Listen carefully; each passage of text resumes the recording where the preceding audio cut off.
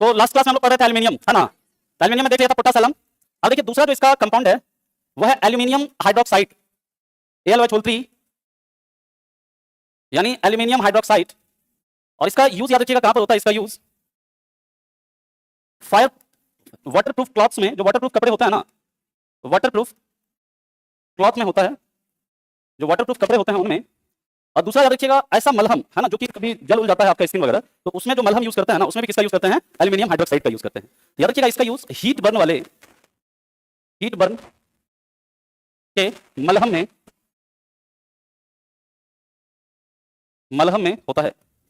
इसके बाद अगला कंपाउंड याद रखिएगा, ये इंपॉर्टेंट है, हालांकि इंपॉर्टेंट सभी हैं लेकिन ये थोड़ा ज्यादा इंपॉर्टेंट है। हाँ, वाटरप्रूफ क्लॉथ को बनाने में, है ना, उसके अंदर देखते हैं कभी वाटरप्रूफ कपड़ा देखिएगा, उसके अंदर आपको ना मतलब एक लेयर सा बना हुआ दिखता है ना, तो वो जो लेयर होता है उसमें इसको, उसमें इस चीज का भी क्या करते हैं, यूज करते हैं, है ना, इस केमिकल को मिलाया जाता है उसमें, Al4C3। इसके बाद याद रखिएगा इसका यूज किसमें होता है, इसे कहते हैं एल्यूमिनियम कार्बाइड। हीट बर्न यानी तो जलने वाला जो मलहम नहीं होता, हीट बर्न के मलहम में, हाँ, मलहम यानी बाम, है ना, इसे कहते हैं एल्यूमिनियम कार्बाइड।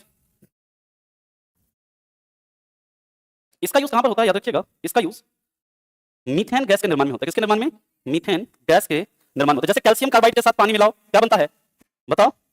अरे कैल्शियम कार्बाइड के साथ पानी मिलाएंगे तो क्या बनेगा, एसिटिलीन। क्या बनेगा, एसिटिलीन। उसी तरह आपका ये क्या है, एल्यूमिनियम कार्बाइड है, Al4C3। इसके साथ जब पानी की अभिक्रिया कराते हैं तो क्या बनता है, मीथेन गैस बनता है। और मीथेन का फार्मूला क्या, CH4। मीथेन के बारे में हम लोग बहुत डिटेल में बात करेंगे, जब हाइड्रोकार्बन पढ़ेंगे तो लगभग एक, मतलब ये समझिए कि मोटा-मोटी एक लेक्चर में मीथेन ले लेगा आपका, इतना इंपॉर्टेंट है ये मीथेन, है ना। मतलब ये 40-45 मिनट आपका ये मीथेन सिर्फ लेगा। वहां पर आपको इसका रिएक्शन भी बताएंगे कि कैसे रिएक्शन होता है और कैसे मीथेन प्रोड्यूस होता है। बहुत इंपॉर्टेंट है, यानी कि एग्जाम में मीथेन से कम 50 सवाल बनते हैं आपके, 50 के आसपास सवाल बनते हैं।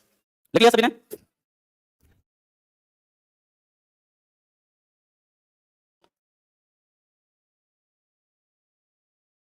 हो गया।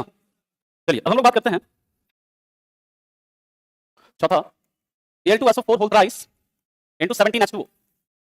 इसे क्या कहते हैं, इसे बोलते हैं हम लोग एल्यूमिनियम, एल्यूमिनियम सल्फेट। क्या बोलते हैं, एल्यूमिनियम सल्फेट।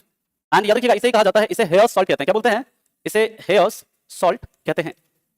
और इसका यूज कहां पर होता है, याद रखिएगा इसका यूज रंगाई, छपाई में होता है, प्रिंटिंग में, डाइंग में, है ना, जो केमिकल होता है उसमें इसका यूज होता है, डाइंग एंड प्रिंटिंग।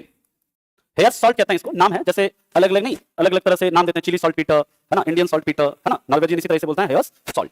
ठीक, इसके बाद की बात करते हैं। नेक्स्ट हमारा जो वो है आयरन।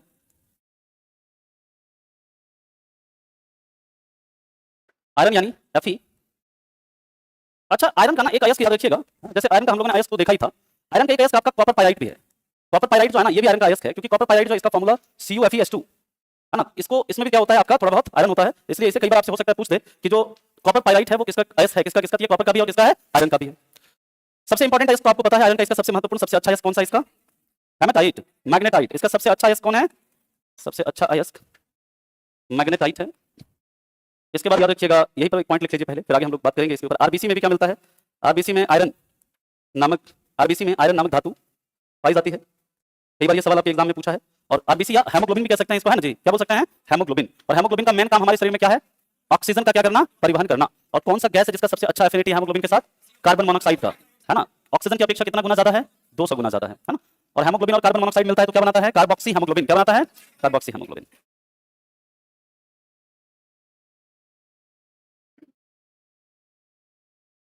आयरन को स्टोर करके, आरबीसी को स्टोर करता है स्प्लीन, है ना। ठीक है, तो स्प्लीन जो होता है वो मतलब क्या है ना, एक्चुअली में हमारे ब्लड को स्टोर भी करता है, इसलिए उसे blood bank of human body भी कहते हैं। तो मेरे हिसाब से अगर आयरन पूछ रहा है तो वही होना चाहिए, है ना, कि स्टोर करके रखता है। हालांकि अगर आपसे ये पूछता है कि हमारे शरीर में आयरन के अवशोषण में कौन सा विटामिन हेल्प करता है, तो क्या हो जाएगा, जैसे कैल्शियम और फास्फोरस के अवशोषण में कौन हेल्प करता है, विटामिन डी। उसी तरह आयरन के अवशोषण में कौन हेल्प करता है, ए नहीं, विटामिन सी। याद रखना क्या है, विटामिन सी। चलो अब इसके आगे की बात करते हैं हम लोग, नेक्स्ट पॉइंट पर मूव करें। चलो अब देखिए, आयरन जो होता है ना, अलग अलग प्रकार का होता है, एक होता है रॉट आयरन, एक होता है कास्ट आयरन, एक होता है पिग आयरन। तो देखते हैं, पहले पॉइंट लिख लीजिएगा कि यही पॉइंट की आयरन के अवशोषण में, हमारी बॉडी में लिख लो इसे, हमारी बॉडी में लिख लीजिएगा, हमारी बॉडी में आयरन के अवशोषण में विटामिन सी हेल्प करता है।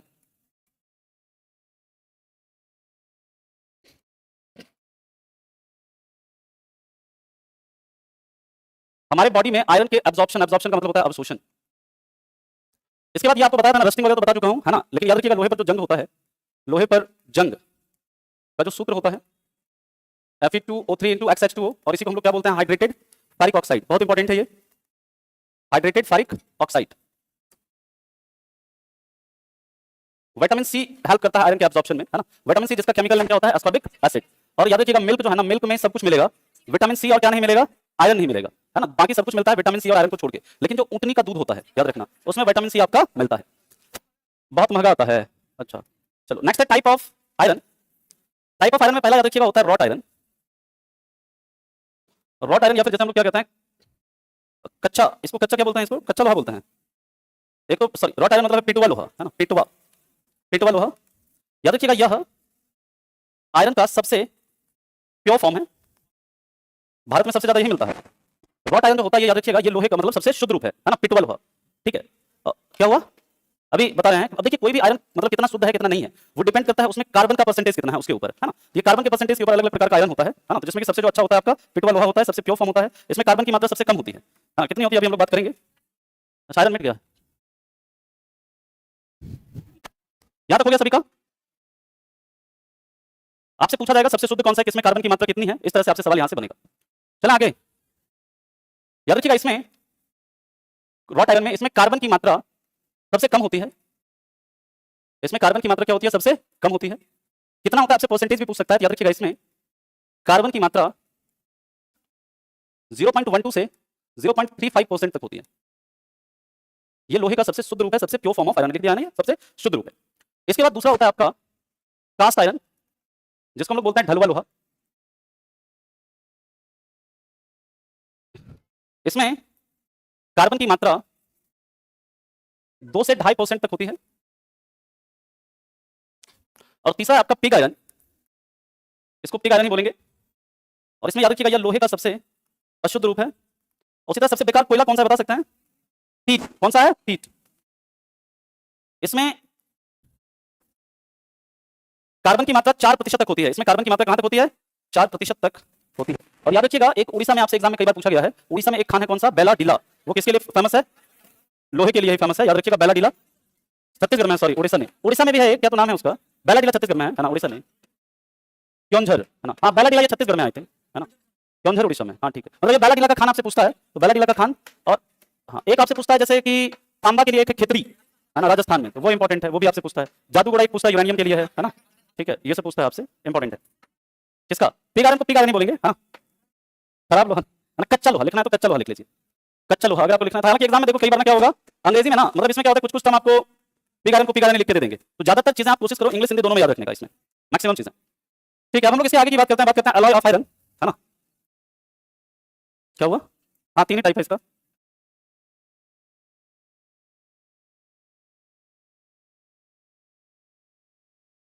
हो गया, चलो नेक्स्ट हम लोग बात करते हैं इसका अलॉय। हाँ क्या हुआ, कास्ट आयरन जो इसी को ढलवा लोहा कहते हैं, इसमें कार्बन की मात्रा 2 से 2.5% तक होती है। सबसे जो शुद्ध होता है आपका कौन सा होता है, जो आपका रॉट आयरन होता है, जिसे पिटवा लोहा कहते हैं। और सबसे खराब आपका ये, अच्छा ये अभी आगे बताएंगे किससे क्या क्या बनता है। अरे भाई यूजेस पे अभी आने दो ना, अभी यूजेस पे आगे बताएंगे सब क्या बनता है ना। यूजेस पे अभी आएंगे ना, जब इसका कंपाउंड वगैरह पढ़ेंगे, यूजेस पढ़ेंगे तब बताएंगे आपको। अलॉय ऑफ, हल्ला मत करो, अलॉय ऑफ आयरन। तो सबसे पहला अलॉय याद रखिएगा इसका है स्टेनलेस स्टील। स्टेनलेस स्टील या जिसे हम लोग कहते हैं जंग रहित इस्पात। अब इसमें क्या क्या होता है, आयरन, निकल, क्रोमियम, कार्बन और थोड़ा बहुत क्या होता है, मैग्नीज भी होता है। ठीक है, इसमें याद रखिएगा इसमें कार्बन जो है हार्डनेस को बढ़ाने के लिए मिलाया जाता है। साथ ही साथ याद रखिएगा इसमें क्रोमियम चमक के लिए, शाइनिंग के लिए मिलाया जाता है। यह एक ऐसा अलॉय है, यह एक ऐसा मिश्र धातु, ये खूब पूछता है आपसे एग्जाम में, यह एक ऐसा मिश्र धातु है जिसमें नॉन मेटल यानी अधातु, अधातु कौन है इसमें बताओ, कार्बन, अधातु एक घटक के रूप में होता है, नॉन मेटल एक कंपोनेंट के रूप में होता है। ये स्टील तो इसका पहला अलॉय है। अब इसमें स्टील के भी अलग अलग प्रकार होते हैं, एक होता है सॉफ्ट स्टील, एक होता है हार्ड स्टील, एक होता है मीडियम स्टील, है ना। और उनके अलग अलग क्या होते हैं फिर यूजेस होते हैं। ठीक है,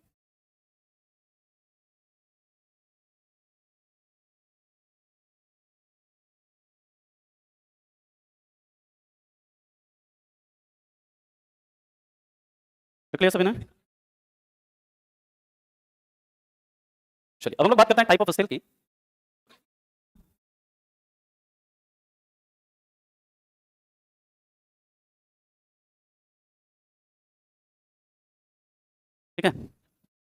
नेक्स्ट है टाइप ऑफ स्टील।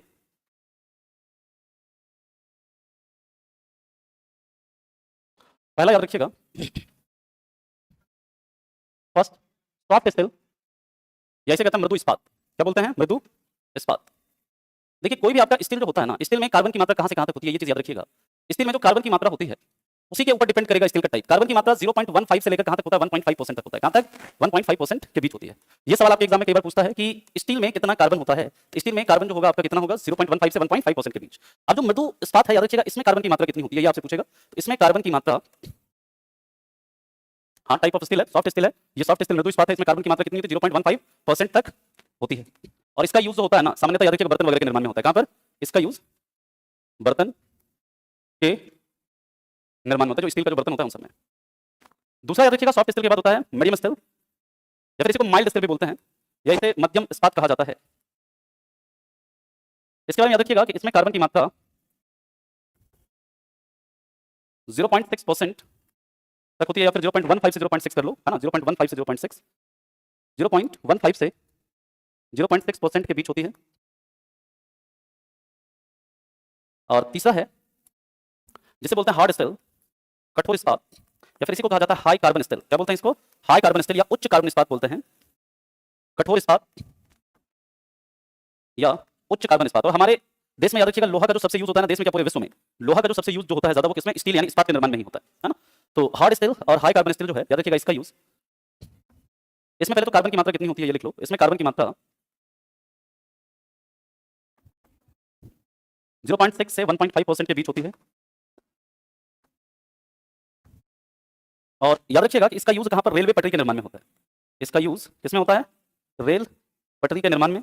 साथ ही साथ आप जो देखते हैं रेल पटरी के निर्माण में होता है। और याद रखिएगा जो आपका ब्रिज वगैरह होता है ना, ब्रिज वगैरह में जो देखते हैं आयरन यूज होता है ना, रेलवे ब्रिज वगैरह बनता है या रोड का जो ब्रिज वगैरह जो बनता है उसमें जो आप स्टील देखते हैं यूज होता है, वो भी कौन सा होता है आपका? यही हार्ड स्टील यूज होता है। तो लिख लीजिएगा, इसके बारे में यहां पर मैं लिख रहा हूं, इसका यूज ब्रिज या पुलों के निर्माण में होता है। ठीक है, तो ये स्टील का क्या है? टाइप है। एक है आपका निकल स्टील, उसकी भी बात करेंगे।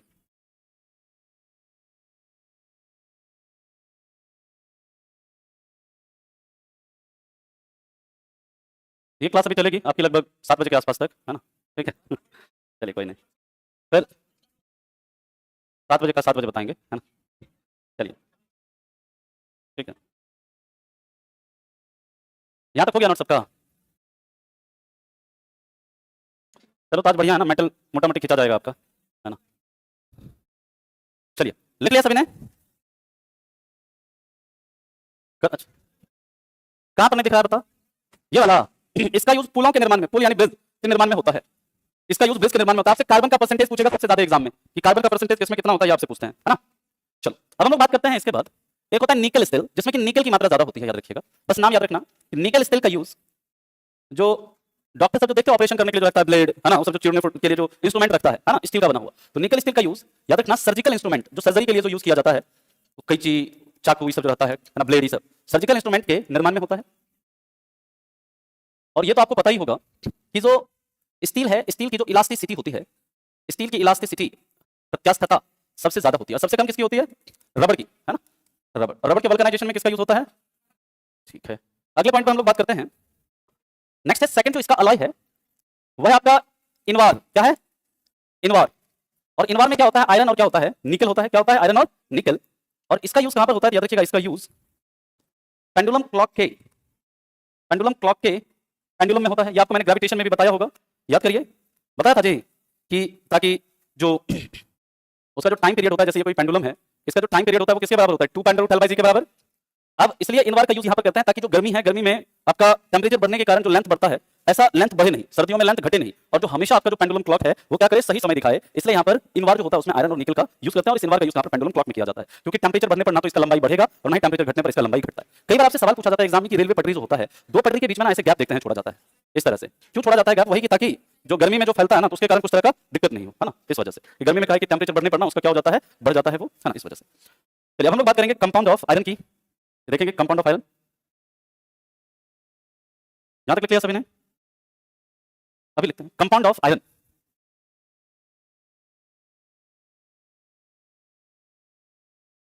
यानी लोहे के यौगिक। तो सबसे पहला है FeSO4 इंटू 7H2O, इसे क्या कहते हैं? आयरन सल्फेट, या इसी को क्या कहा जाता है? इसे ग्रीन विट्रियोल या हरा कसीस, या इसी को बोलते हैं हरा थोथा, है ना, हरा थोथा कहते हैं। और याद रखिएगा, तो इसका यूज होता है कहां पर होता है? इसका यूज इंक के निर्माण में होता है। जो इंक होता है ना, जो आप लोग लिखते हैं जिस इंक से, उस इंक के निर्माण में होता है। लेकिन वोट के इंक के निर्माण में किसका यूज होता है बता सकते हैं? सिल्वर, उसके साथ क्या मिलाते हैं? बेंजीन, ठीक है। और सिल्वर नाइट्रेट का ही दूसरा नाम क्या है? Lunar caustic. क्या है? Lunar caustic. इसके बाद FeS2, इसे कहते हैं आयरन पायराइट, और इसे क्या कहा जाता है? याद रखिएगा, इसे फूल्स गोल्ड कहेंगे। क्या कहेंगे? फूल्स गोल्ड या मूर्खों का सोना। फूल्स गोल्ड या मूर्खों का सोना कहता हूं। ये बताओ, जस्ते का फूल किसे कहते हैं? जस्ते का फूल जिंक ऑक्साइड ZnO, मूर्खों का सोना कहते हैं। और इसके बारे में लिख लेना कि इसका जो यूज होता है सस्ते आभूषण के निर्माण में होता है। इसका यूज, जो सस्ते आभूषण होते हैं, चीप ऑर्नामेंट्स होते हैं, सस्ते आभूषण के निर्माण में होता है। ठीक, इसके बाद चलते हैं आगे।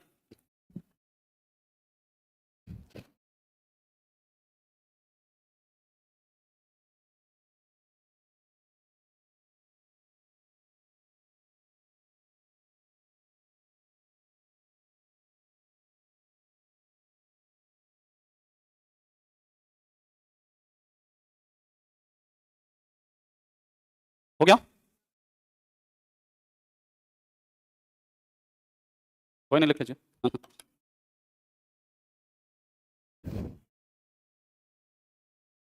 पढ़ेंगे पढ़ेंगे, चलिए। अभी हम लोग बात करते हैं इसके आगे। नेक्स्ट है कैल्शियम। एटॉमिक नंबर कितना है इसका? 20। 40 है इसका क्या मास नंबर? या एटॉमिक मास, ये सब आपको पता है। याद रखना कि हमारे शरीर में सबसे ज्यादा मात्रा में मिलने वाला धातु है कैल्शियम है। अच्छा, याद रखिएगा, हमारे शरीर में कई बार आपसे पूछेगा, ये जो कैल्शियम है ना, कैल्शियम से ही बन करके क्या बनता है? कैल्शियम और फास्फोरस, ये मिलते हैं तो क्या बनता है हमारे शरीर में? हड्डी और दांत। तो आपसे कई बार सवाल पूछता है कि हमारे शरीर में हड्डियों का भार कितना होता है। तो ये कुछ कुछ चीजों का भार लिख लीजिएगा, जैसे आप नोट ही कर लो, या आप इस तरह का सवाल पूछा जाता है आपसे। हमारे शरीर में ब्लड का भार बॉडी के भार का 8 से 10% होता है, यानी जो रक्त का भार है। लिख लीजिएगा, पॉइंट अलग से कहीं पर लिख लो नोट में। ये 4-5 पॉइंट आपके एग्जाम में बनता है सवाल, ये अलग से कहीं लिख लीजिएगा नोट में। हमारे शरीर में रक्त का भार शरीर के भार का 8 से 10% होता है। हम लिख देते हैं, लीजिए। हमारे शरीर में, लिख लीजिए पहले, हमारे शरीर में रक्त का भार शरीर के भार का 8 से 10% होता है। दूसरा पॉइंट लिखिएगा, शरीर के भार का 8 से, मैं लिख दे रहा हूं यहां पर, आप लोग ना बाकी लाइन बना लीजिएगा अपना, है ना। जैसे लाइन मैंने लिखा है ना, वैसे लाइन बना लेना कि हमारे शरीर में रक्त का भार शरीर के भार का कितना? 8 से 10% होता है। इसी तरह अपना लाइन बना लीजिएगा। मैं पता चला 7 बजे तक बुलवाते रहेंगे आप लोग हमसे। बॉन का भार 20%, है ना, तो वही तो हमको समझ में आ रहा है। पानी का भार अप टू 70%, है ना, यानी लगभग अप टू 70%, यानी 70% तक होता है। इसके बाद ब्रेन का, अरे ब्रेन का वेट नहीं पूछ रहे हैं हम, शरीर के भार का कितना प्रतिशत पूछ रहे हैं। शरीर का भार का 2% होता है ना, शरीर के भार का 2% होता है ना। यहाँ का दरोगा सब FIR लिखता कहाँ है ना। तुम लोग लेकिन लिखना, है ना, दरोगा बनोगे तो, है ना। हाँ, FIR लिखना है ना। डाटा बताता है कि जो डाटा कहता है लॉ कमीशन का, कि हमारे देश में तो ये कहीं समझिए कि 70% तक FIR लिखे ही नहीं जाते हैं। हमारे साथ खुद ही मतलब हुआ था, एक स्टोरी बता रहे हैं। रात में जा रहे थे कहीं, मतलब शादी या कुछ था, ऐसे कार्यक्रम था, तो बता रहे हैं मना कि घटना क्या हुआ था। तो 12-1 बजे रात में, हम भागलपुर से हैं, तो उसमें एक क्षेत्र दियारा का एरिया है, दिरा। तो रात में मोबाइल, एक मेरा मतलब भाई था, मतलब उसका मोबाइल बाइक दोनों मार के छीन लिया, है ना। 12-1 बजे रात को फोन किया, नहीं उस तरफ का था। अरे तो फिर सुनो तो पूरा बात। फिर वो फोन किया कैसे ऐसे आइए, तो वहां पर जो थाना था, थाना में, वहां तो हमारी तरफ दरोगा को दरोगा नहीं कहते हैं, बड़ा बाबू कहते हैं, है ना। तो गए तो बोले कि हाँ बताइए कहाँ है आपके जो SHO हैं। कहता है SHO ने बड़ा बाबू बोलिए पहले, है ना। बोले कि अरे भाई बड़ा बाबू कहाँ है? सर राउंड पे गए हैं, है ना। तो बोले, हम बोले राउंड पे जाने के बाद में मोबाइल छीन लिया। बताइए तो मतलब फिर क्या होता है कि मैंने पहले तो बोले FIR, भैया लोग बोले कि लिखिए FIR, तो नहीं लिखा। हमने बोले कि अपने SHO से बात कराइए। फिर उसको फोन किया, उसको बोले कि तुरंत आधे घंटे में थाने पहुंचिए, है ना। जब ऐसे उसको थोड़ा, जब यहाँ के आदमी सबको थोड़ा डरा के बोलोगे ना, तो समझ लेगा। ऐसे नॉर्मली उसके सामने डरोगे, जैसे आप लोगों के सामने, आप लोग तो खैर दरोगा बनिएगा, तो यहाँ पे भी नॉर्मल आप लोगों के साथ भी होगा। कोई जब जैसे मान लाए हम इसका ही बोल रहे हैं जी, अरे हाँ ठीक है सर FIR लिख लेते हैं, है ना। तो वही मना होता है ना कि उसको जैसे थोड़ा बोले उससे, तो पहुंचा। फिर उसके बाद तुरंत लिखा, पहले FIR नहीं लिख रहा था, उसका मुंशी था, एक होता है मुंशी, होता है बड़ा बाबू। मुंशी जो होता है वो क्या होता है, एक तरह से ASI टाइप का होता है ना। वही ना, बड़ा बाबू जो होता है थानेदार। तो फिर आया, तो फिर मैंने लिखा, मैंने, लेकिन बहुत मैंने FIR लिखाने में झमेला करना पड़ा, है ना, तब जाकर के लिखा, मतलब लिखता ही नहीं यहाँ पे मैक्सिमम केस में, है ना। लेकिन आप लोग ऐसा नहीं करिएगा, वो तो चलिए हमको सब कुछ पता है, तो हम तो उसके साथ मना बढ़िया से उसका मतलब किया, तो थोड़ा लिख लिया, है ना। नहीं तो मान लीजिए कम, मैंने जिसको जानकारी नहीं लेता उसको ही करता, चलो जेल में बंद हो जाओ तुम भी, है ना। यहाँ करते हैं ना जी ऐसा। चलिए अब हम लोग बात करते हैं, मोबाइल तो नहीं मिलता है जी, एक बार मोबाइल सब जो खो जाता है, बाहर में जबकि देखिए यहाँ पे हमारे देश मतलब राज्य में खास करके पुलिसिंग करना एक अच्छे ट्रेनिंग की जरूरत है ना, उनका पब्लिक के साथ कैसा व्यवहार होना चाहिए, है ना। इस चीज को खैर मुझे उम्मीद है कि आप लोग जब जाइएगा वो तो पता चला कि कोई अगर शायरी सुना दिया तो तुरंत कहेगा खटाक खेल खत्म। उसको अगर कोई मान लो आया कोई क्रिमिनल के मतलब हाजत में बैठा है तो शायरी सुनाते हैं, सुना देगा लाल खट्टा। चलिए, अरे हम ऐसे बोल रहे हैं यार, चलो अगले पॉइंट पर मूव करते हैं। आएंगे 7 बजे आएंगे, बताए तभी। चलो नेक्स्ट हम लोग बात करते हैं हमारे शरीर में कैल्शियम तथा फास्फोरस। लेकिन जो यंग लोग जब आ रहे हैं ना, आप लोग जब आ रहे हैं, जैसे पिछले 2-3 बच्चे जो दरोगा सब आ रहे हैं, बड़े ठीक ठाक लोग आ रहे हैं, है ना, और आप लोगों के हाथ में पूरा बिहार का कमान है ना, तो हम तो यही उम्मीद करेंगे कि आप लोग बढ़िया करिएगा। हमारे शरीर में कैल्शियम तथा फास्फोरस हड्डियों एवं दांतों के निर्माण में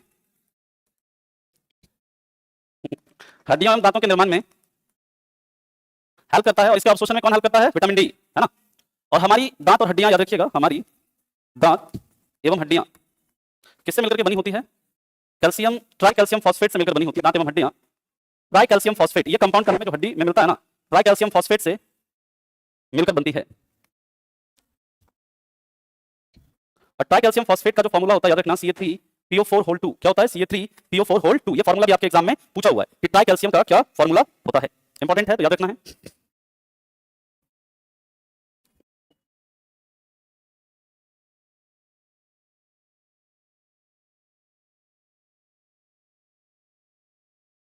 चला आगे, लिख लिया सभी ने? इसके आगे याद रखिएगा ये जो कैल्शियम है, ये परसेंटेज वाला याद रखिएगा, बहुत इंपॉर्टेंट है, अलग अलग एग्जाम में पूछा हुआ है कई बार। अगला याद रखिएगा कि हमारे शरीर में ब्लड क्लॉटिंग में कैल्शियम प्लस प्लस आयन, कौन सा ion? Calcium plus plus ion help करता है, ये तो पता है आपको, कई बार बता चुका हूं। अब देखिए ये ब्लड क्लॉटिंग में इसके साथ साथ याद रखना और कौन कौन हेल्प करता है, रक्त का थक्का बनाने में कौन कौन हेल्प करता है। आपसे पूछता है यहां से सवाल कि ब्लड क्लॉटिंग में कौन हेल्प करेगा कौन नहीं करेगा। ब्लड क्लॉटिंग के लिए जो जरूरी है एक तो याद रखना प्रोटीन होता है फाइब्रिनोजेन, फाइब्रिनोजेन हिंदी में भी यही बोलते हैं। अगला है प्रोथ्रोम्बिन, हिंदी में भी प्रोथ्रोम्बिन ही कहेंगे। तीसरा याद रखना विटामिन के। चौथा याद रखना प्लेटलेट्स, प्लेटलेट्स को हम लोग क्या बोलते हैं? थ्रोम्बोसाइट, क्या बोलते हैं? थ्रोम्बोसाइट। और इसके बाद कैल्शियम प्लस प्लस आयन, ये सब जो है आपका ब्लड क्लॉटिंग में हेल्प करता है। और एंटी क्लॉटिंग प्रोटीन कौन है? थक्का विरोधी प्रोटीन हेपरिन, कौन सा? हेपरिन, है ना। और ये पूरे ब्लड क्लॉटिंग प्रोसेस में याद रखना लगभग 6 से 8 मिनट का समय लग जाता है। कितना? 6 से 8 मिनट का टाइम लगता है, ठीक है। और विटामिन के का साइंटिफिक नेम क्या होता है? इसका मतलब केमिकल नेम फाइलोक्विनोन, है ना, फाइलोक्विनोन। चलिए नेक्स्ट लोग बात करते हैं compound of calcium. Compound of calcium, देखो जिसमें जिसमें कैल्शियम है वो क्या होगा? कैल्शियम का कंपाउंड। कई सारे कंपाउंड के बारे में हम लोगों ने ऑलरेडी पढ़ा हुआ है, तो उसके बारे में पहले लिख लीजिए खाली। इन सब के बारे में हम लोगों ने पढ़ा हुआ है। क्या बोलते हैं इसको? CaO को कैल्शियम ऑक्साइड, दूसरा नाम क्विक लाइम, या फिर इसे क्या बोलते हैं? बिना बुझा हुआ चूना, बिना CaOH2 क्या बोलते हैं? कैल्शियम हाइड्रोक्साइड, इसी को बोलते हैं बुझा हुआ चूना, इसी को बोलते हैं चूने का पानी, इसी को बोलते हैं लाइम वाटर, इसी को बोलते हैं हम लोग प्लास्टिक चूना, है ना, सब इसी को बोलते हैं। CaCO3 कैल्शियम कार्बोनेट, इसको क्या बोलते हैं जी? संगमरमर है आपका, इसके बाद इसी को चूना पत्थर बोलते हैं, है ना, ये सब इसी को कहा जाता है। नेक्स्ट है CaSO4 into 2H2O, ये क्या है? जिप्सम। इसके बाद CaSO4 into half H2O, ये क्या है? POP। तो ये सब इसका क्या है? कंपाउंड है। पहले आप इसे लिखिए, फिर अगला आप कंपाउंड देखते हैं, है ना। इन सब का यूजेस आपको ऑलरेडी पढ़ा चुका हूं मैं एसिड बेस सॉल्ट में, तो फिर से इसको पढ़ने की आवश्यकता यहां पर नहीं है, इसका यूजेस ऑलरेडी हम लोग पढ़ चुके हैं। अब अगला कंपाउंड हम लोग देखते हैं जो इंपॉर्टेंट है। आज हम लोग का मेटल ऑलमोस्ट कंप्लीट हो जाएगा, कल हम लोग फिर नॉन मेटल को क्या करेंगे? स्टार्ट करेंगे, है ना, ठीक है। चलो नेक्स्ट है इसके बाद अगला कंपाउंड याद रखिएगा, दैट इज CaC2। इसे क्या बोलते हैं? इसे कैल्शियम कार्बाइड कहते हैं।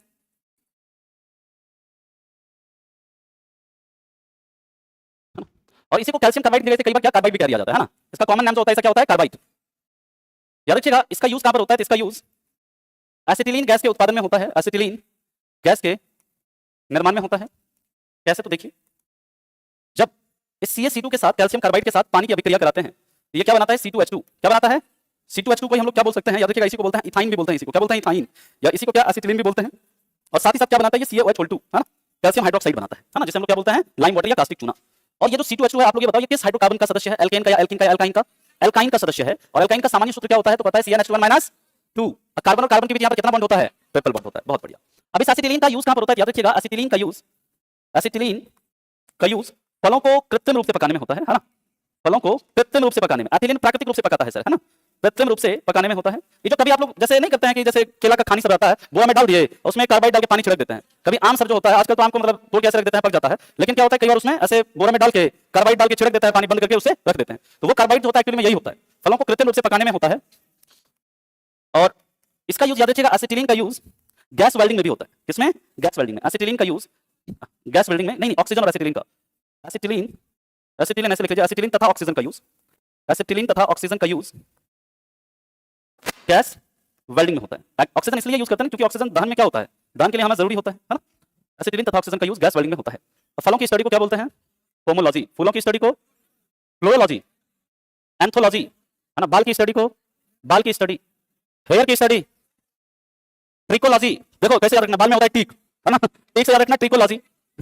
नाक की स्टडी को, गेंडा का देखा है कैसे नाक रहता है, सुबह से गेंडा देखे हो, गेंडे को क्या बोलता है, राइनो, उसका देखना कैसा नाक रहता है गेंडा का, तो राइनोलॉजी। कान की स्टडी को कानोलॉजी, ओटोलॉजी, है ना। आई की स्टडी ऑप्थेमोलॉजी, ठीक है। दांत की स्टडी डेंटोलॉजी, नो डेंटो, ओडोंटो, ओडोंटो, ठीक है। चलो अगले पॉइंट पे हम लोग चलते हैं, यहां तक क्लियर सभी ने, दे देंगे कान की स्टडी को ओटोलॉजी, ऐसे याद ही हो जाएगा ये सब, हालांकि दे देंगे पीडीएफ, चिंता मत करिए। हाँ डाल देंगे, अरे डाल देंगे भाई, पीडीएफ के लिए इतना परेशान मत होइए। अच्छा डाल देंगे पीडीएफ, डाल देंगे। क्या बोला, नहीं समझ रहे हैं, चलो आगे लिखो। फलों को क्या हो गया भाई ऐसा, है ना। पीडीएफ कौन सा पीडीएफ नहीं मिला आप ये बताइए ना, वन लाइनर वाला तो मैंने बोला ही था कि अभी देंगे आपको, है ना। अच्छा 24 बोले थे, हाँ कल वो हम थोड़ा बात, आज मिल जाएगा, सुबह बोले थे ना जी, अभी अभी तो बोले थे आपको, ठीक है। प्राकृतिक रूप से पकाने में एथिलीन का यूज होता है। एथिलीन का फॉर्मूला होता है, याद रखना, C2H4, एथिलीन का यूज होता है। और याद रखिएगा एथिलीन जो है ना, ये एक प्रकार का हार्मोन है, जो कैसा हार्मोन है, याद रखिएगा ये गैसीय हार्मोन है। कैसा हार्मोन है, आपसे कई बार एग्जाम में पूछा जाता है कि कौन सा इसमें से गैसीय हार्मोन है, कई बार आपसे पूछा जाएगा कौन सा इसमें से प्लांट हार्मोन है ना, कौन सा एनिमल हार्मोन है। तो प्लांट हार्मोन टोटल कितना होता है, 7। कितना होता है, 7। एक तो एथिलीन हो गया, एक साइटोकाइनिन होता है, एक जिबरेलिन होता है ना, एक ऑक्सिन होता है, एक फ्लोरिजन होता है, एक क्रोमेटिन होता है, और एक एब्सिसिक एसिड होता है। समझिएगा, ये जो जिबरेलिन है, ऑक्सिन है, साइटोकाइनिन है, ये सब प्लांट के ग्रोथ में हेल्प करता है, प्लांट की वृद्धि में। ऑक्सिन जैसे लंबाई में, साइटोकाइनिन कोशिका विभाजन में, जिबरेलिन चौड़ाई मोटाई, इन सब में हेल्प करेगा, ठीक है।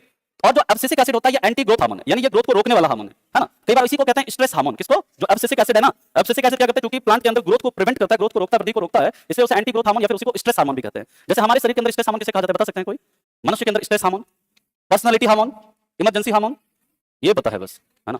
पर्सनालिटी हार्मोन किसे कहते हैं, याद रखना, थायरॉक्सिन को। थायरॉक्सिन को क्या बोलते हैं, पर्सनालिटी हार्मोन। इसी तरह अब मैं बोलूंगा तो अब 4-5 ऐसे बोलूंगा, सर इसका पीडीएफ दे दीजिएगा, है दे देंगे पीडीएफ सबका, दे देंगे, जितना इंपॉर्टेंट पॉइंट है ना सब आपका वन लाइनर के फॉर्म में सब मिल जाएगा। तो थोड़ा सा लेकिन ये पेशेंस रखिए, है ना। ऐसे मोदी जी वाले कम से कम बाकी सब बुला लो, मोदी मत बुलाओ भाई, है ना, मतलब हमको बड़ा हाँ। क्या हुआ, स्ट्रेस हार्मोन याद रखिएगा, कार्टिसोल को बोलते हैं, कार्टिसोल इसको बोलते हैं स्ट्रेस हार्मोन। ये निकलता कहां से है, ये निकलता है एड्रिनल ग्लैंड से, एड्रिनल ग्रंथि है ना, उसी का कॉर्टेक्स हिस्सा वहीं से निकलता है। और नेक्स्ट है थायरॉक्सिन, इसको बोलता है पर्सनालिटी हार्मोन। चलो खैर अगले पॉइंट पर आते हैं, नेक्स्ट है सेकंड कंपाउंड इसका CaCN2, इसे बोलते हैं कैल्शियम साइनाइड। क्या बोलते हैं, कैल्शियम साइनाइड। इसका फॉर्मूला आपसे पूछता है एग्जाम में, या पूछेगा कैल्शियम साइनाइड में कौन सा तत्व होता है, कौन सा नहीं होता है, इस तरह से सवाल पूछता है। जैसे KCN होता है, पोटेशियम साइनाइड होता है ना, इसी तरह अलग अलग प्रकार से। अब देखिए यहाँ पर जो है इसका यूज कहां पर होता है, इसका यूज कीटाणुनाशक के रूप में होता है। दूसरा है ना, ये अच्छा नंबर जो भी है देख लीजिए, 7वां नंबर हो जाएगा, हाँ 7 कर लो। इसका यूज कीटाणुनाशक के रूप में होता है। क्या हंस रहा है भाई कोई बात नहीं, हंसने में मना थोड़े हैं किसको डिस्टर्ब होता है, अच्छा अच्छा महाभारत हो गई, हाँ कैल्शियम साइनाइड, हाँ। अब इसके बाद हम लोग बात करेंगे पोटासियम, पोटासियम, फिर इसके बाद बात करेंगे कॉपर, जो सबसे इंपॉर्टेंट है मेटल में। मेटल कोशिश कर रहे हैं कंप्लीट हो जाए, देखते हैं, प्रयास में लगे हुए हैं। क्या हुआ, हाँ चलो नेक्स्ट है इसके बाद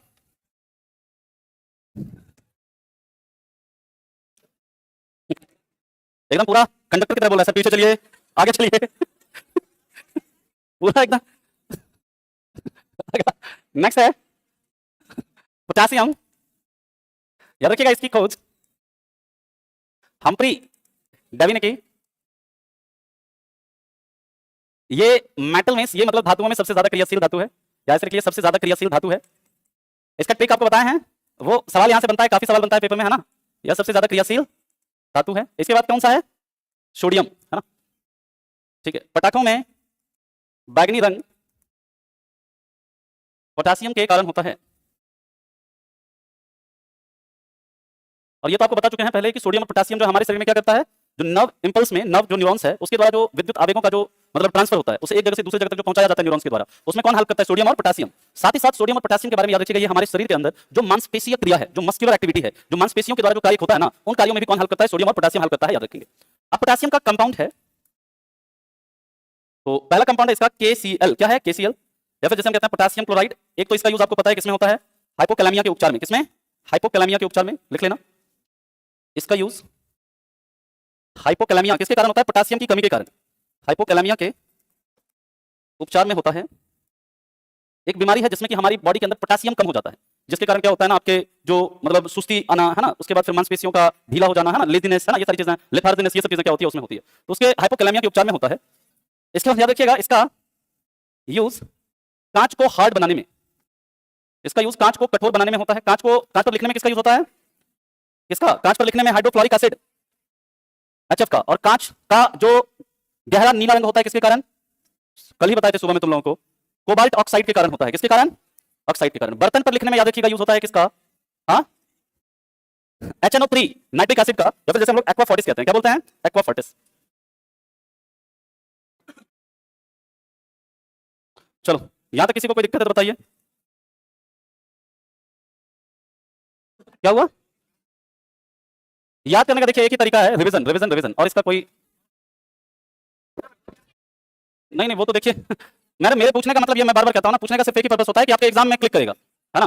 चीजें आप जितनी बार कोई चीज मान लीजिए आप 5 बार सुनिएगा ना, तो आपको भले वो वर्ड जुबान पे नहीं आए, लेकिन आपके दिमाग में रहता है, कहीं ना कहीं वो क्लिक कर जाता है आपका। दूसरा इसके बाद याद रखना KOH, क्या ये पोटेशियम हाइड्रोक्साइड, इसके बारे में आपको बताए हुए हैं। पोटेशियम हाइड्रोक्साइड इसे क्या बोलते हैं? Caustic potash.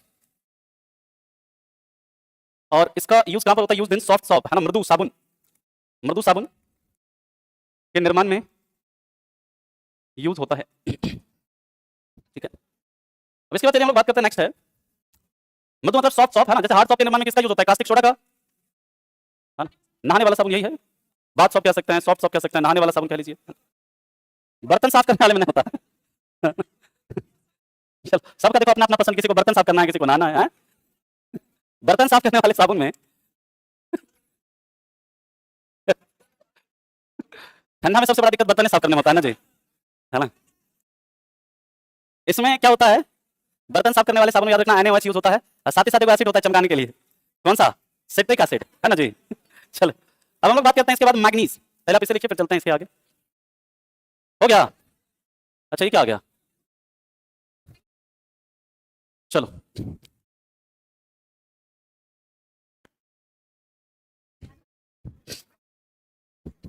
चलो आगे।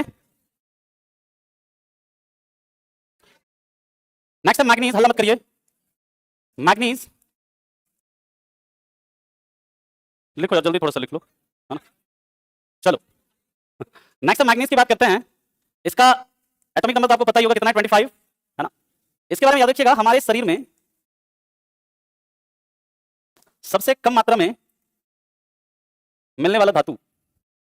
अच्छा, ये बता सकते हैं क्या कि हमारे शरीर का पीएच मान कितना होता है?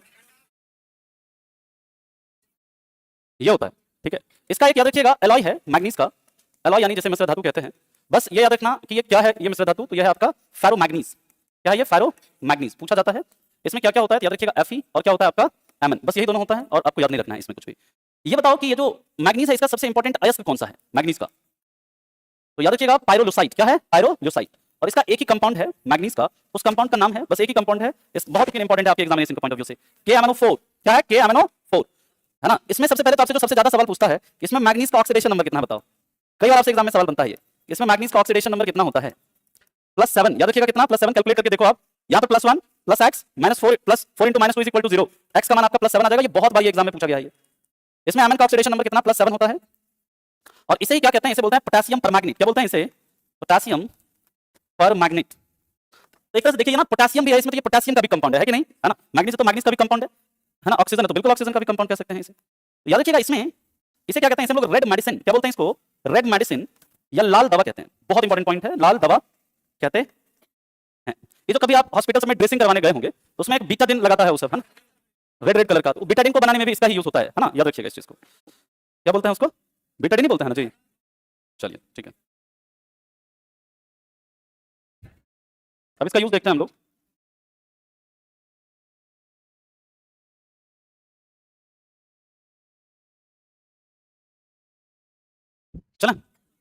अब हम लोग कॉपर देखेंगे, उसके बाद सिल्वर। कॉपर सबसे ज्यादा इंपॉर्टेंट है आपके एग्जामिनेशन के पॉइंट ऑफ व्यू से। कहां पे? ये पोटेशियम परमैंगनेट है, ये लाल दवा है ना? ठीक है। और केंद्रीय औषधि अनुसंधान संस्थान किधर है? लखनऊ। ठीक है, चलिए अब हम लोग बात करते हैं। चलो, सर्दी जुकाम किसके कारण होता है बताओ? है वायरस के कारण तो होता है, लेकिन नाम याद रखिएगा, वही नाक खराब होता है ना जी, नाक की स्टडी को क्या, राइनोलॉजी, तो वहीं से याद रखना राइनो वायरस भी होता है, जिसमें ऐसे आंख छीन, है ना? छींकने का भी अलग अलग स्टाइल होता है, कोई ऐसे करके ऐसे करे, है ना? कोई को ऐसे छींकेगा पता नहीं चलेगा, है कि नहीं? कोई को ऐसे भी छींकता है।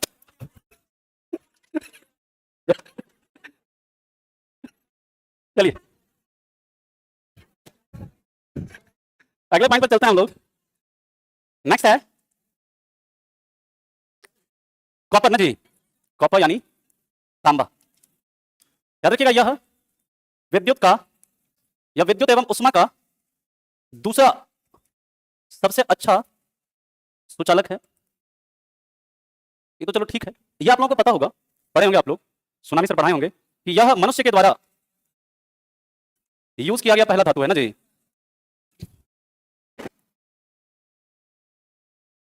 ठीक है, अगला याद रखिएगा, ये जो कॉपर है इसका सबसे ज्यादा यूज, कॉपर का सबसे ज्यादा यूज कहां पर होता है पता है?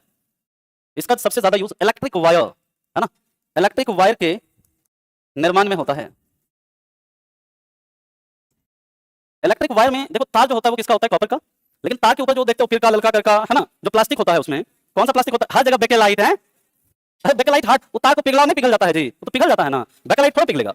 इसमें क्या होता है? इसमें याद रखिएगा होता है पीवीसी। क्या होता है? पीवीसी, जो वायर के ऊपर जो कवर होता है तार के ऊपर, पॉलीविनाइल क्लोराइड। इसके बाद याद रखिएगा कि हमारे शरीर में कॉपर की अगर अधिकता हो जाती है तो एक बीमारी होता है उससे। कॉपर की अधिकता से मिनी माता, कॉपर की अधिकता से विल्सन, या फिर जैसे हम लोग कहते हैं चेलकोसिस बोलते हैं। क्या बोलते हैं? चेलकोसिस, बड़ा स्टाइल में बोले जी, चेलकोसिस रोग होता है। हाँ, चेलकोपाइराइड से याद रखना है इसको। आपको बताना है आप क्या क्या। नाइट्रेट की अधिकता से कौन सी बीमारी होगी? अरे आवाज इतना आना चाहिए भाई, एक को बच्चा नहीं बता रहा है, बताओ। नाइट्रेट की अधिकता से कौन सी बीमारी? Blue baby syndrome. सबका क्यों नहीं उत्तर आ रहा है? कैडमियम की अधिकता से, मरकरी की अधिकता से, आर्सेनिक की अधिकता से, ब्लैकफुट, सबका आवाज आना चाहिए। 5 बीमारी ना, आयरन की अधिकता से सिडरोसिस, है ना? ये सब आपको याद रखना है, इंपॉर्टेंट है। ठीक है, याद तो मैंने चलिए नहीं आ रहा, जुबान पे दिमाग में होगा, उत्तर लगा देंगे आप लोग। अनीमिया तो कमी से होता है, आयरन की कमी से, कॉपर की कमी से, विटामिन B6 की कमी से, B9 की कमी से, B12 की कमी से। चलिए याद रख लिया सभी ने। अब हम लोग कहते हैं अलॉय ऑफ कॉपर, जो सबसे ज्यादा आपका इंपॉर्टेंट है, अलॉय ऑफ कॉपर। अच्छा कोई नहीं, लिख लो लिख लो, कोई नहीं, बाकी को भी लिख लेने दीजिए। क्या है तो क्या तुम लोग के लिए भी मंगवा दें?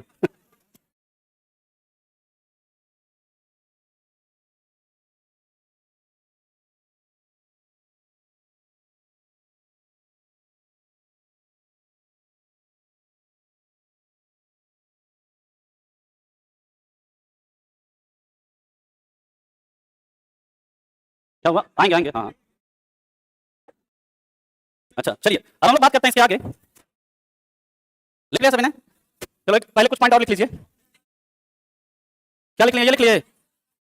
चलो ये पॉइंट हालांकि मैंने लिखाया हुआ, आपको फिर भी लिख लो कि कॉपर के ऊपर ग्रीन कलर, ये सब लिखा दिया है मैंने पहले आपको, हालांकि लिखना है तो लिख लेना, नहीं लिखना है तो जरूरी नहीं है। ग्रीन कलर किसके कारण? 2COCO3 इंटू CuOH2, इसके कारण होता है ना जी, copper carbonate and copper hydroxide, है ना? इसके बाद याद रखना, कॉपर को ऑक्सीजन के प्रेजेंस में जलाने पर उस पर CuO, कॉपर ऑक्साइड की एक काली परत बन जाती है। और बाकी आपको ये पता ही होगा कि कैलोरीमीटर में किसका यूज होता है? कॉपर का यूज होता है। लिखने का जरूरत तो नहीं है, नहीं है ना जी? अच्छा लिखा दें, चलो लिख लो। कैलोरीमीटर में कॉपर का यूज होता है। इसके बाद अगला, कॉपर ठंडे या गर्म पानी के साथ अभिक्रिया नहीं करता है। कॉपर ठंडे या गर्म पानी के साथ अभिक्रिया नहीं करता है, लेकिन भाप के साथ, लेकिन किसके साथ? भाप के साथ अभिक्रिया करता है। वेपर के साथ या जलवाष्प लिख लीजिएगा, के साथ अभिक्रिया करता है। ठीक है, फटाफट से इसे लिखिए, फिर चलते हैं इसके आगे। अब हम लोग बात करेंगे अलॉय ऑफ कॉपर। जी क्या हुआ? अच्छा नाम इसका, ठीक है लिख दे रहे हैं, कॉपर कार्बोनेट एंड हाइड्रोक्साइड। ठीक है, लिखिए, फिर चलते हैं इसका अलॉय देखते हैं, फिर इसके बाद देखेंगे सिल्वर। थर्ड होगा, थर्ड कर लीजिए, कोई बात नहीं। कहाँ पे थर्ड होगा? तीसरा लाइन, कैलोरीमीटर में कॉपर का यूज होता है, क्या दिक्कत है?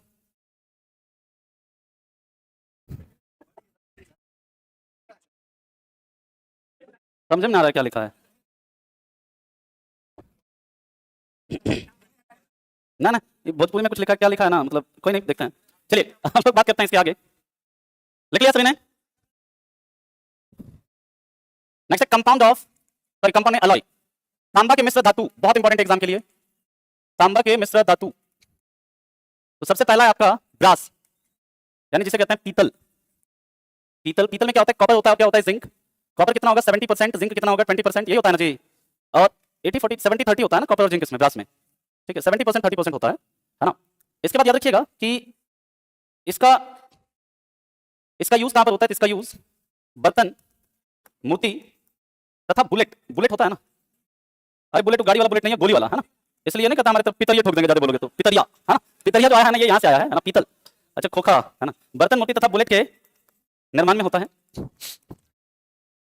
अच्छा, यहीं से याद रख लेना आप लोग कि जैसे ब्रास का रंग, ये भी आपको पहले लिखा हुआ है, लेकिन ब्रास पढ़ रहे हैं तो लिख लीजिएगा। ब्रास का रंग हवा में H2S के कारण उड़ जाता है। मतलब ब्रास जो है ना, डिस्कलर हो जाता है, किसके साथ अभिक्रिया करके? हाइड्रोजन सल्फाइड या H2S के साथ अभिक्रिया करके क्या हो जाता है? ये डिस्कलर हो जाएगा, है ना, उड़ जाता है इसका रंग।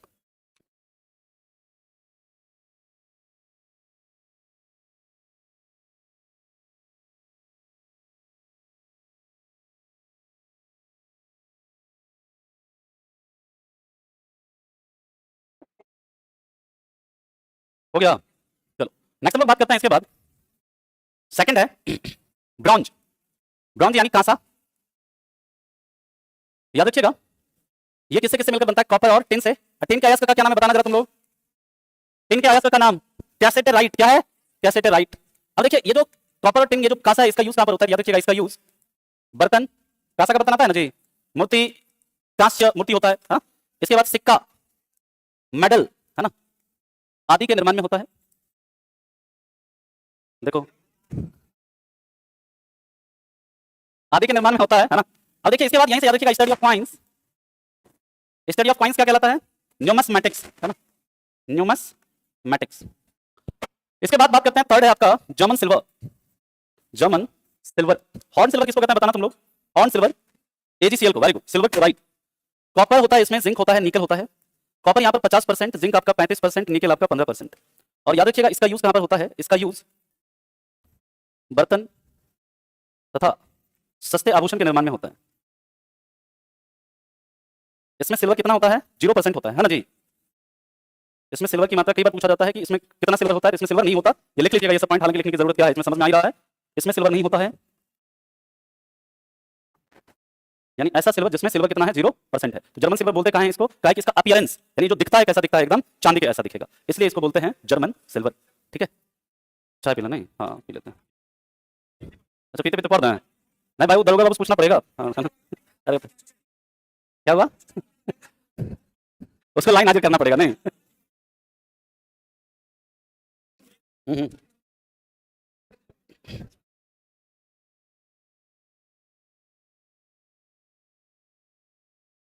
अब लेकिन मतलब क्लास में इतना शायर है, बताओ हैं?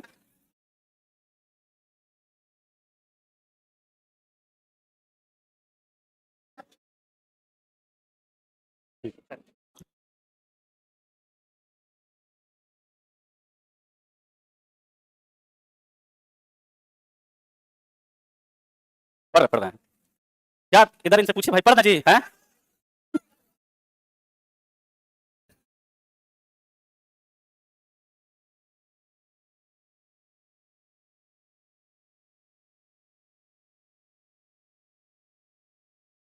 एक क्या लिखा है, ये जो लड़कियां, इसको अदरवाइज नहीं लीजिएगा, ऐसे है ना, कि झूठों के शहर में सच्चे आने लगे हैं, आशिकों की महफिल में बच्चे आने लगे हैं। लड़कियों, घमंड न करो तुम इसलिए खूबसूरत हो, क्योंकि अब कैमरे अच्छे आने लगे हैं। चलिए, ये ऐसा ही था, है ना? इसलिए मैंने बोला कि अब शांत हो जाइए अब। हो गया, एक ही बात था।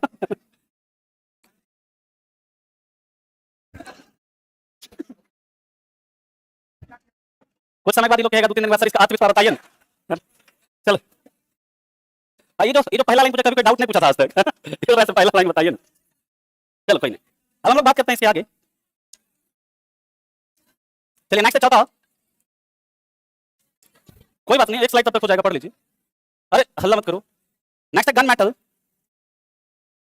कॉपर निकल प्लस क्या होता है इसमें 10, है ना। कॉपर जो होता है 50%, निकल 35% और टिन जो होता है आपका वो होता है 15%। इसका यूज मशीन के पार्ट के निर्माण में होता है। मशीन के पार्ट के, हल्ला मत करिए, पार्ट के निर्माण में होता है। और इसे गन मेटल इसलिए कहते हैं क्योंकि इसका यूज कहां पे, एक सेकंड, यहां पर क्या लिखा है, कॉपर जिंक निकल, है ना। और यहां पे कॉपर जिंक होगा, एक सेकंड मैंने उल्टा लिख दिया, कॉपर जिंक और टिन होगा, है ना। कॉपर जिंक और टिन ये होगा, हाँ। अब इसका यूज याद रखिएगा कहां पर होता है, बर्तन, बर्तन तो लिखा दिया था। इसका यूज कैनन में, कैनन यानी तोप होता है ना, तोप, तथा जो बंदूक होता है, बंदूक यानी गन, राइफल नहीं होता है जो, या फिर जो पिस्टल वगैरह होता है ना, वही। नहीं कट्टा नहीं, कट्टा तो आजकल क्या करते हैं, साइकिल वालों में पाइप होता है, वो काट के भी बन जाता है, फायर किया खत्म, है ना। वो वाला नहीं, है ना। सिक्का के, बंदूक के निर्माण में इसका यूज कैनन, तोप तथा बंदूक के निर्माण में होता है ना। इसके बाद याद रखिएगा नेक्स्ट है बेल मेटल। इसका बहुत इंपॉर्टेंट है, अलॉय को पूछेगा आपके एग्जाम में। बेल मेटल या फिर इसे बोलते हैं घंटा धातु, जो मंदिरों में देखते हो घंटे वगैरह होता है ना। जो बच्चा में नहीं आइसक्रीम वाला टान टान करते हुए, तो वही वाला घंटा धातु है। इसमें क्या होता है, कॉपर और टिन। कॉपर कितना होता है 80%, टिन कितना होता है 20%। और इसका यूज घंटियों के निर्माण में होता है। स्कूल वाला भी घंटी, जितना भी घंटी आता है ना, घंटियों के निर्माण में होता है। मंदिर सब में जो घंटी वगैरह लगा होता है, उससे, है ना। क्या हुआ, है ना? साइकिल वाला घंटी है, उसमें स्टील यूज होता है ना। हमें लगा हमारा घंटी का दुकान है इसे। सर ये वाला घंटी, है ना। चलिए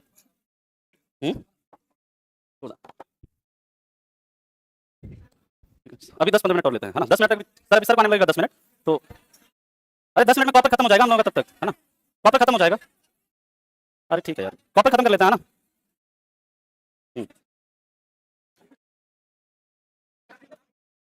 कॉपर कॉपर खत्म कर लेते हैं हम लोग।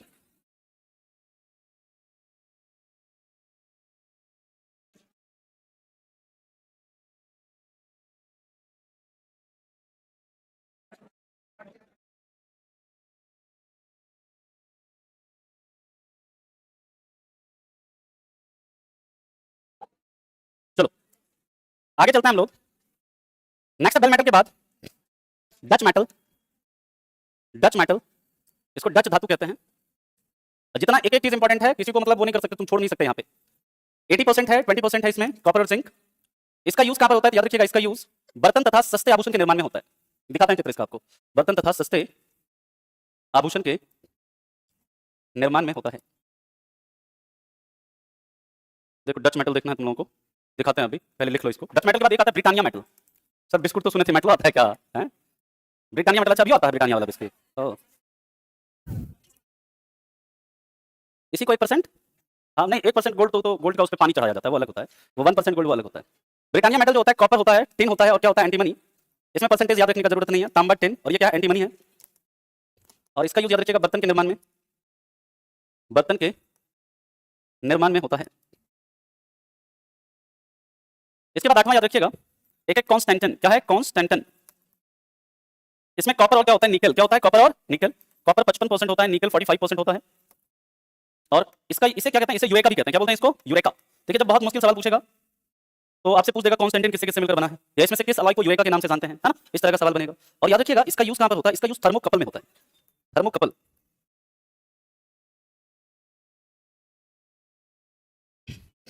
क्या हुआ, थर्मोकपल में होता है ना। चलो इसे लिखो, फिर चलते हैं इसके बाद कॉपर का अलॉय। कॉपर का अलॉय देख लेंगे तो कॉपर हमारा खत्म हो जाएगा, और कल की क्लास में हम लोग कर लेंगे स्टार्ट नॉन मेटल, है ना, क्योंकि इसमें अभी हमारा जिंक बचा है। या तुम कहोगे तो जिंक भी करवा ही देते हैं आज, हाँ। नहीं नहीं अभी देंगे, रुको ना पहले, मतलब में आ जाएंगे सर।